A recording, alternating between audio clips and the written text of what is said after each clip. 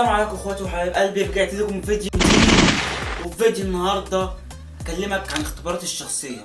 هقول لك هي فعلا بتبقى حقيقيه زي ما احنا بنشوف ولا كلها كذب في كذب، ان في حاجات كتير حقيقيه وفي حاجات كتير كذب ونصب. فانا هقول لك في فيديو النهارده بالظبط اختبارات الشخصيه دي تمشي ازاي، ولا ايه اللي بيحصل فيها، اذا كان في الالعاب، في السي في، في اي حاجه بتعملها بتحتاج اختبار شخصيه. بس قبل ما نبدا متنساش تعمل سبسكرايب ولايك. يعني اولا كده اختبارات الشخصيه دي بدات من 1917، يعني بقالها اكتر من 100 سنه اصلا، يعني قديمه جدا. طب ايه اللي خلاها لسه شغاله لحد دلوقتي، وايه اللي خلى فعلا في اختبارات دلوقتي بتحصل للشخصيات؟ في عالم اسمه روبرت اس وودورث، ده كان عالم امريكي، كان عالم في علم النفس.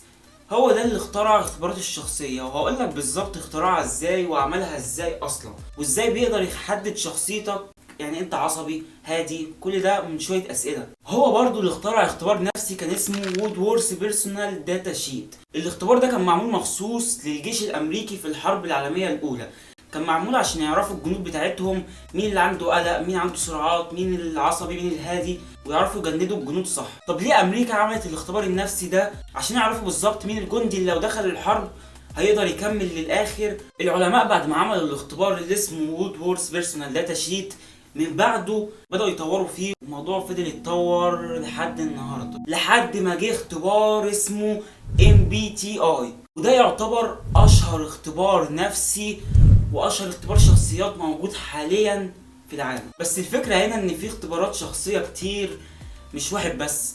يعني في اختبار الشخصيه ده اختبار للترفيه، اللي هو بيقول لك اختار لون، لو كنت حيوان كنت هتبقى عامل ايه وكده. واشهر اختبار شخصيه موجود اللي هو MBTI، يعني مثلا انت ENFP ولا INTJ. عندك الاختبارات النفسيه زي Big 5 Personality Traits.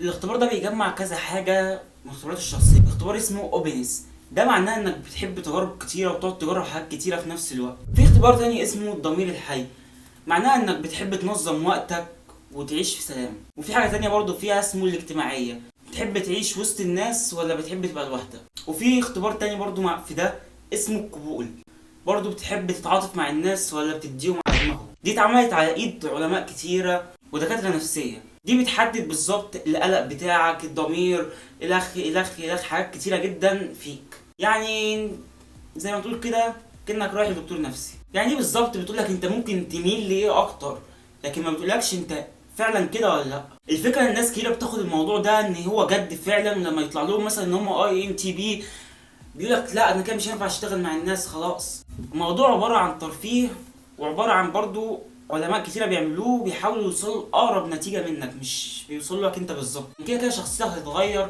مع الزمن، الشخصيه مش هتفضل ثابته طول عمرها، فما فيش اختبار شخصيه يقدر يحدد لك انت هتفضل طول عمرك مجنون، هتفضل طول عمرك عاقل. مفيش حاجه خاصه تعمل كده. الناس كتيره بتحب الموضوع ده بسبب ان هي بتحب تبقى مفهومه، فبتحب ان هي خلاص انا كتبت كده الاختبار ده فهمني وفهم انا ايه بالظبط، لان هو بيجيب اقرب نتيجه منك، فانت فعلا بتبقى حاسس انك كده. يعني الناس بتحب ان في فعلا تفسير معين ليهم وفي سبب اهتمام بيهم. بيسالك انت بتحب الصيف ولا الشتاء، بتحب تعيش في جزيره ولا تعيش في مدينه، تحب لما تصحى الصبح تشرب قهوه تسمع مزيكا. كل ده اختبارات الشخصيه بتعمل. انت بقى بذمتك شايف ان فعلا حد ممكن يعرف شخصيتك بشويه انك تصحى الصبح تسمع قهوه تشرب مزيكا، ولا بتعمل كل ده وفي الاخر يطلع لك نتيجه بتقول لك انت حساس وبتحبش البشر ورخم؟ انت بقى تقعد تعمل كده. يعني انا دلوقتي تحليلي ليك اللي بتتفرج، انت دلوقتي بتفكر تدوس سبسكرايب ولا لا؟ ايه اللي منعك؟ ايه اللي منعك؟ انزل ارميها كده واجري على طول، مفيش وقت.